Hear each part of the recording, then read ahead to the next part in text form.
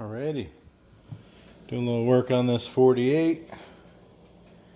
Got some progress done. Wasn't too bad.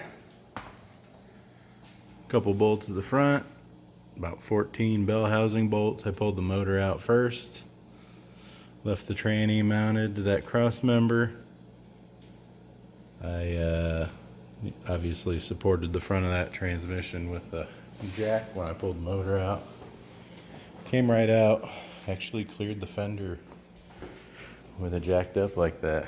Came in from the side with the cherry picker under there, took it out, pulled it up, brought it back, set it down like this because I wanted to keep the garage warm. That little ticking and banging, that stupid little heater up there. Yeah, came out no problem.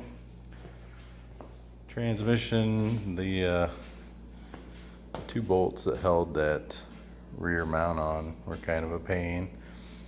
Pretty much every single nut and bolt on this truck have cotter pins, so so time consuming just digging out the cotter pins.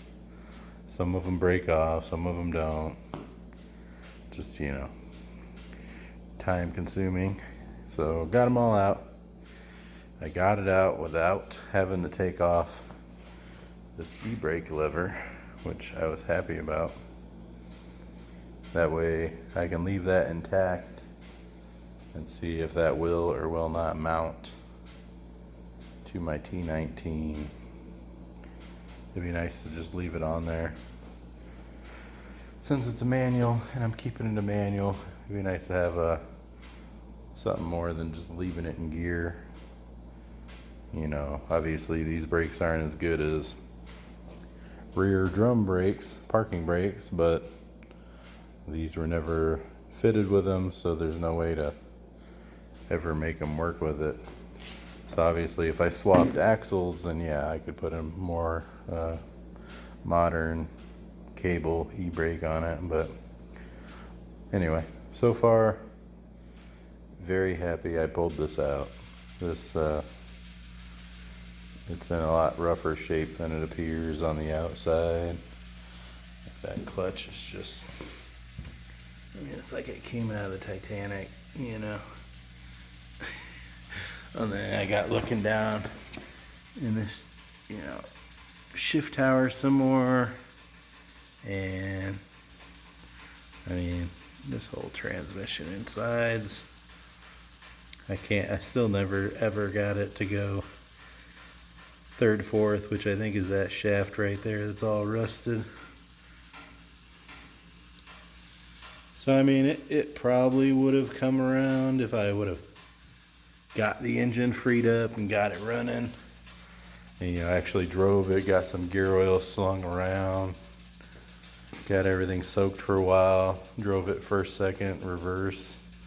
It probably would have freed up, but yeah, I don't know. In the end, 95 horsepower, just not really gonna cut it. So I believe I have every part I need. I still need to hone it. I got all my bearings, my rings,